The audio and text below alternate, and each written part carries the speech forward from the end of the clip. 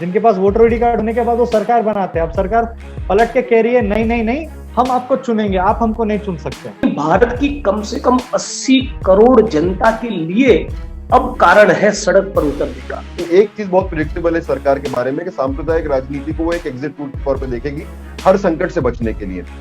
भाई हम किसी के विरोध में नहीं खड़े हैं, हम किसी का विरोध नहीं कर रहे हैं। हम कह रहे हैं कि आप संविधान के जो प्रोविजन है उसको इंक्लूड कीजिए, उसको उसके इंप्लीमेंट कीजिए in letter and spirit, equality, liberty, justice. आप सीए जो है इक्वालिटी को वायलेट करता है, एनआरसी और एनपीआर जो है वो इक्वालिटी को वायलेट करता है और स्पिरिट ऑफ कॉन्स्टिट्यूशन को वायलेट करता है। क्योंकि इस देश का संविधान को बनाया जिन लोगों ने है, हम भारत के लोग, उनसे आप नागरिकता पूछ रहे हैं जो सरकार बनाते हैं। जिनके पास वोटर आईडी कार्ड होने के बाद वो सरकार बनाते हैं। अब सरकार पलट के कह रही है नहीं नहीं नहीं, हम आपको चुनेंगे, आप हमको नहीं चुन सकते। जब तक सरकार की ये जन विरोधी एंटी सिटीजन नीतियां खत्म नहीं होंगी, तब तक सिटीजन्स की तरफ से एक कलेक्टिव और डेमोक्रेटिक डिसेंट और प्रोटेस्ट चलता रहेगा। इस प्रोटेस्ट को क्या आगे ले जाएंगे या किस तरह से आगे ले जाएंगे, और ये सवाल मेरे ख्याल से आप सब लोगों ने किसी ना किसी कैपेसिटी में बताने की कोशिश की है। मैं चाहूंगा कि 2-3 लोग इसका जवाब दे सकते हैं। उमर खालिद, साई बालाजी, उमर फारूक, अगर आप तीनों एक एक 2-2 मिनट लेकर इसका जवाब दे सकें कि इसके आगे बढ़ते हुए आप कैसे देख रहे हैं। क्या इन प्रोटेस्ट को हमें आप लोग सड़क पे ले जाना चाहेंगे? क्या इसको नेक्स्ट आप क्या देख रहे हैं इसमें? सबसे पहले मैं एन साई बालाजी को इसमें लाना चाहूंगा। बालाजी, देखिए, आगे ले जाने का नहीं ले जाने का इसमें दो सवाल है। पहला चीज, क्या सरकार, केंद्र सरकार ने ये जो एंटी पीपल नीति है उसको वापस लिया? मुझे नहीं लगता लिया है, क्योंकि कैबिनेट ने जो इस लॉकडाउन के दौरान एक निर्णय लिया था, हाँ आप सब लोगों ने भी उसको देखा। एक, उसने पॉपुलेशन सेंसस के लिए बजट रिलीज सैंक्शन किया, एनपीआर के लिए बजट सैंक्शन किया, और साथों साथ सेंट्रल विस्टा प्रोजेक्ट जो 20,000 करोड़ का है, उसके लिए भी उसने सैंक्शन किया है।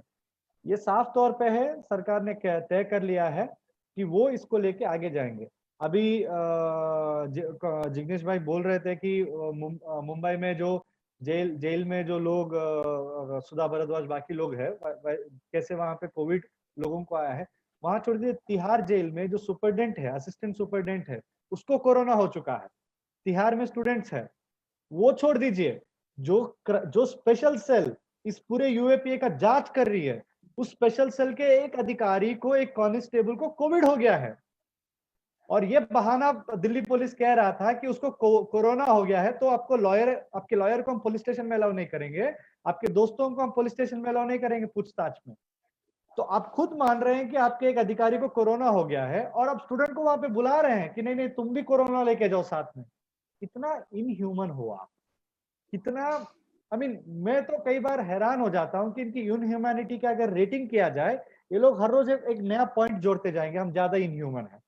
और दूसरी बात, ये पूरे लॉकडाउन में ठीक है आप स्टूडेंट्स के ऊपर विछंट किए हैं, तो आप वो जो लोग हम लोगों के जो पैसा लेके उड़ा चुके हैं बैंकों में, जो विलफुल डिफॉल्टर्स है 500 लोग, जिनके 70,000 करोड़ का लोन आपने माफ कर दिया चुपचाप अभी हाल फिलहाल में, उन लोगों में कितने लोगों को गिरफ्तार किया आपने?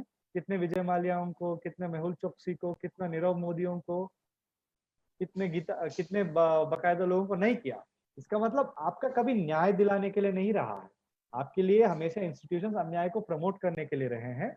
और आप इस बात को साफ कर दे रहे हैं कि आप पीछे नहीं जाना चाहते हैं। आप, मैं तो ये बार बार ये बात बोला हूँ, इसी बात से मैं अपनी बात को खत्म करूंगा, मुझे दूसरे जगह पे भी जाना है, सबसे मैं अनुमति भी लूंगा कि मुझे जाना है। भाई हम किसी के विरोध में नहीं खड़े हैं, हम किसी का विरोध नहीं कर रहे हैं। हम कह रहे हैं कि आप संविधान के जो प्रोविजन है उसको इंक्लूड कीजिए, उसको उसके इंप्लीमेंट कीजिए in letter and spirit, equality, liberty, justice. आप सीए जो है इक्वालिटी को वायलेट करता है, एनआरसी और एनपीआर जो है वो इक्वालिटी को वायलेट करता है और स्पिरिट ऑफ कॉन्स्टिट्यूशन को वायलेट करता है। क्योंकि इस देश का संविधान को बनाया जिन लोगों ने है, हम भारत के लोग, उनसे आप नागरिकता पूछ रहे हैं जो सरकार बनाते हैं। जिनके पास वोटर आईडी कार्ड होने के बाद वो सरकार बनाते हैं। अब सरकार पलट के कह रही है नहीं नहीं नहीं, हम आपको चुनेंगे, आप हमको नहीं चुन सकते हैं। तो आप जब इस तरीके का रवैया बनाएंगे, हम एक्चुअली उस नीति का विरोध कर रहे हैं, क्योंकि आप संविधान के खिलाफ खड़े हैं, हम संविधान के पक्ष में खड़े हैं। इतना कहना चाहते हैं, ये संविधान की लड़ाई, ये देश की लड़ाई जारी रहेगी, क्योंकि आपके लिए हम भारत के लोग यूएपीए लायक हो चुके हैं। हम अंग्रेजों से भी संविधान और आजादी के लिए लड़े थे। अब दोबारा एक नए टाइप का अंग्रेज आ चुके हैं हमारे देश में, जिनसे दोबारा उसी संविधान और उसी आजादी को बरकरार रखने के लिए लड़ना पड़ेगा। इनकलाब जिंदाबाद। शुक्रिया बालाजी। और आई थिंक नेक्स्ट सवाल मैं उमर खालिद से करना चाहूंगा। बहुत सारे जर्नलिस्ट इस लॉकडाउन में आप प्रोटेस्ट को किस तरह से कंटिन्यू होते हुए देख रहे हैं? मैं बाकी लोगों से भी सवाल करना चाहूंगा, but I think first I would ask Umar Khalid to respond. Lockdown में प्रोटेस्ट को कैसे कंटिन्यू करते हुए देख रहे हैं? देखिए, सवाल जितना मैं समझा हूँ ये है कि लॉकडाउन के बाद प्रोटेस्ट का क्या स्वरूप होगा, ये यही सवाल है ना? ये भी ये सवाल भी आया है और ये भी आया है कि आप लॉकडाउन के दौरान भी क्या आप कोई प्रोटेस्ट के क्रिएटिव तरीकों को एनविजन कर रहे हैं? और दूसरा सवाल भी आया है कि क्या लॉकडाउन के बाद ये प्रोटेस्ट कंटिन्यू रहेगा? देखिए, जैसे मैंने पहले भी बोला था कि यही वजह है कि इस आपदा को अवसर के तौर पे देखा गया है कि आज के वक्त में विरोध ऐसा मुमकिन नहीं है जो नॉर्मल टाइम में मुमकिन होता है, और उसी चीज का फायदा उठा के सारी इस किस्म के काम किए जा रहे हैं। इसलिए जरूरी है कि हमारे पास जो भी माध्यम है उसी के वजह से आज हम तमाम मीडिया के को अपनी आवाज पहुंचा रहे हैं कि इस पे चर्चा हो, इस पे बातचीत हो, और मीडिया हो, सोशल मीडिया हो, इसके जरिए हमको अपना इन किस्म के जो काम किए गए हैं उसके खिलाफ अपना विरोध जाहिर करना चाहिए। There is a saying that there may be times when we are powerless to speak about injustice, but there should never be a time when we should not call injustice injustice. So we should always call injustice out, and that is very important right now. जहां तक बात है कि protest का क्या स्वरूप होगा जब ये लॉकडाउन खत्म होगा, महामारी खत्म होगी, मेरे हिसाब से आज बोलना बड़ा मुश्किल है कि प्रोटेस्ट का क्या स्वरूप होगा। क्योंकि जो पोस्ट कोविड सिचुएशन होगी, पोस्ट कोविड दुनिया होगी, वो दुनिया जो हिंदुस्तान की शक्ल होगी पोस्ट कोविड, वो बहुत अलग होगी। मतलब जो आंकड़े सामने आ रहे हैं, ऐसा नहीं है कि आर्थिक संकट कोरोना की वजह से शुरू हुआ, आर्थिक संकट पहले से था, वो और बुरे हालत में चला गया है। जो बेरोजगारी है, बड़े स्तर पे बेरोजगारी है, जो स्टारवेशन डेथ्स हैं, पीयूष गोयल को लग सकता है कि स्टारवेशन से कोई इंसान नहीं मरा हिंदुस्तान के अंदर, लेकिन जो स्टारवेशन डेथ्स की इतनी सारी कहानियां आ रही है, लोगों के पास खाने को नहीं है, लोगों के पास नौकरी नहीं है। तो पोस्ट कोविड वर्ल्ड क्या होगा वो प्रिडिक्ट करना बहुत मुश्किल है। लेकिन एक चीज बहुत प्रिडिक्टेबल है सरकार के बारे में कि सांप्रदायिक राजनीति को वो एक एग्जिट रूट के तौर पर देखेगी हर संकट से बचने के लिए। जितना अर्थव्यवस्था गिरेगी उतना ही ज्यादा नफरत का बाजार और ज्यादा बढ़ेगा। वो उनकी जो नाकामियां हैं उसको छुपाने में भी वो इसका काम लेते हैं, और उस नफरत की राजनीति का विरोध करना भी बहुत जरूरी है। ये जवाब देना मेरे लिए इसलिए भी मुश्किल है कि वो एग्जैक्ट स्वरूप क्या होगा। मैं बोल रहा हूँ कि उसका विरोध करना जरूरी है, लेकिन वो एक्चुअली कैसे विरोध होगा। देखिए, ऐसा नहीं है कि हम कुछ लोग हैं, 5-6 लोग हैं, जो सरकार जिस तरीके से पेश करती है, हम 5-6 लोग बैठ के तय करते हैं कि विरोध किस प्रकार से होगा। जब सीए आया भी और सीए के बाद जो मूवमेंट शुरू हुआ, चाहे वो जामिया में हो या उसके बाद चाहे वो शाहीन बाग का जो महिलाओं का आंदोलन हो, वो स्पॉन्टेनियस प्रोटेस्ट था। मतलब ये हम लोग सोच नहीं सकते थे, के तहत नहीं। सही बात, सही बात। हम लोग सोच भी नहीं सकते थे कि ये विरोध की आवाज शाहीन बाग से शुरू होगी और उस शाहीन बाग से इंस्पिरेशन लेके इतने सारे जगहों पे शाहीन बाग खड़े होंगे।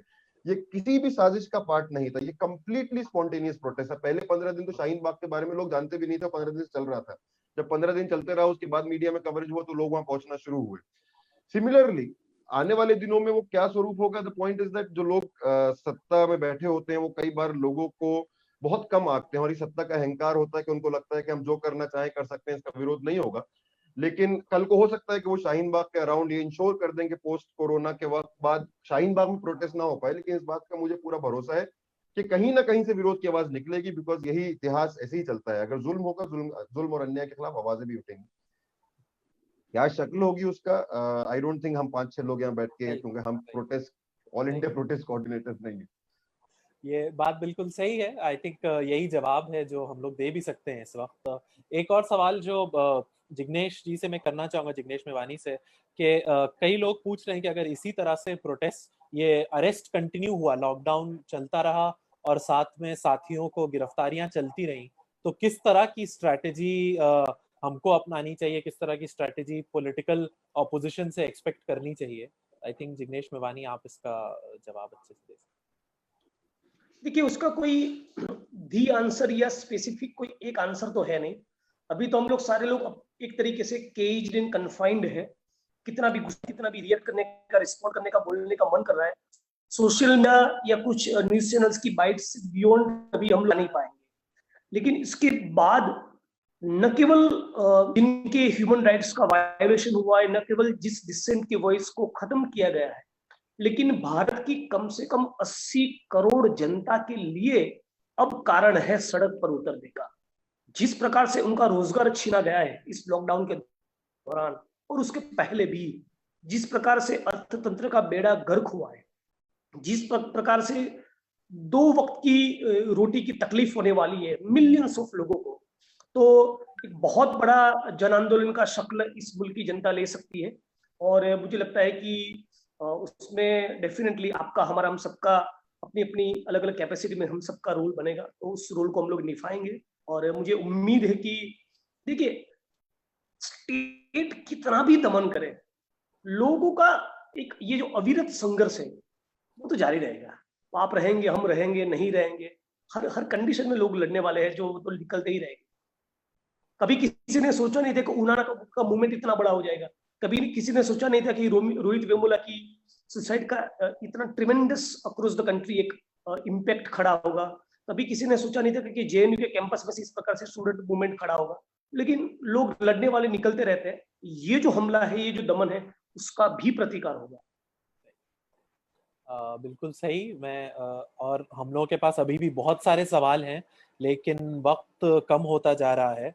मैं बस 2 बातें आखिर में कंक्लूड करना चाहूंगा जो बहुत अहम है। सारे हमारे पैनलिस्ट ने ये इसको रिइटरेट किया, बार बार कहा कि ये जितने भी अरेस्ट हुए हैं लॉकडाउन के पहले से भी और लॉकडाउन के दौरान भी, और अगर आप इनका एविडेंस की बुनियाद पर, अगर आप सिर्फ इनके पुलिस जो क्लेम्स कर रही है उन क्लेम्स को चेक कीजिए, तो साफ हो जाएगा कि ये इन अरेस्ट्स का किसी क्राइम से रिलेशन नहीं है। जिन लोगों को गिरफ्तार किया है उन्होंने कोई क्राइम नहीं किया है, कुछ गलत नहीं किया है। ये सिर्फ और सिर्फ एक क्रिमिनलाइजेशन का प्रोसेस है। जो लोग आवाज उठा रहे थे सीए के दौरान, जो आवाजें उठी थी, उनको क्रिमिनलाइज करने की एक कोशिश है। और उसमें हमें ये याद रखना जरूरी है, पहले दिन से जैसा कि अभी उमर खालिद ने कहा और लोगों ने भी कहा, ये एक स्पॉन्टेनियस प्रोटेस्ट था। शाहीन बाग में, जामिया में, एएमयू में, जेएनयू में, हर जगह स्पॉन्टेनियसली सिटीजन्स ने लेड बाय स्टूडेंट्स इस प्रोटेस्ट को शुरू किया। और उसके बाद जब ये मोहल्लों में गया तो ये एक वुमेन्स, इंडिया का शायद सबसे बड़ा वुमेन लेड प्रोटेस्ट बन गया। और हम ये प्रोटेस्ट की स्पॉन्टेनिटी सरकार को कभी बर्दाश्त नहीं हुई। पहले दिन से उन्होंने इसके लिए मास्टरमाइंड खोजने की कोशिश की। शर्जील इमाम का जिस तरह से मीडिया ट्रायल और विलिफिकेशन हुआ और महीनों से वो जेल में है, उनका कोई क्राइम नहीं था सिवाय इसके कि वो भी एक पार्टिसिपेंट थे प्रोटेस्ट में।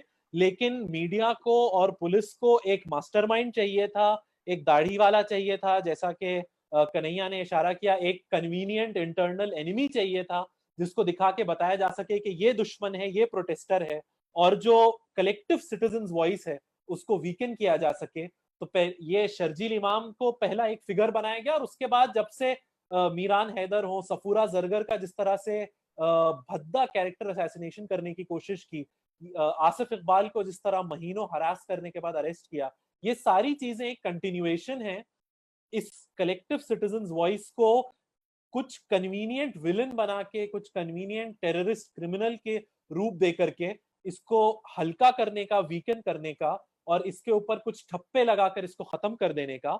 और आज की ये जो प्रेस कॉन्फ्रेंस थी, इसमें अलग अलग पॉलिटिकल स्पेक्ट्रम के अलग अलग स्टूडेंट लीडर्स और यूथ लीडर्स को आपने सुना। शायद या इस पैनल में मौजूद सारे लोग एक दूसरे की बहुत सी बातों से अग्री ना करते हो, लेकिन एक यूनाइटेड वॉइस आप लोगों ने सुनी है। ये जो विच हंटिंग का कैंपेन दिल्ली पुलिस के और होम मिनिस्ट्री के लीडरशिप में शुरू हुआ है, ये सारे कलेक्टिव स्टूडेंट यूथ लीडरशिप, अलग अलग पार्टीज, अलग अलग ग्रुप्स की स्टूडेंट यूथ लीडरशिप इसको रिजेक्ट करती है। और इसके बाद, लॉकडाउन के बाद, ये प्रोटेस्ट कैसे कंटिन्यू होगा ये इस वक्त कोई नहीं कह सकता। लेकिन यकीनन जब तक सरकार की ये जन विरोधी एंटी सिटीजन नीतियां खत्म नहीं होंगी, तब तक सिटीजन्स की तरफ से एक कलेक्टिव और डेमोक्रेटिक डिसेंट और प्रोटेस्ट चलता रहेगा। है।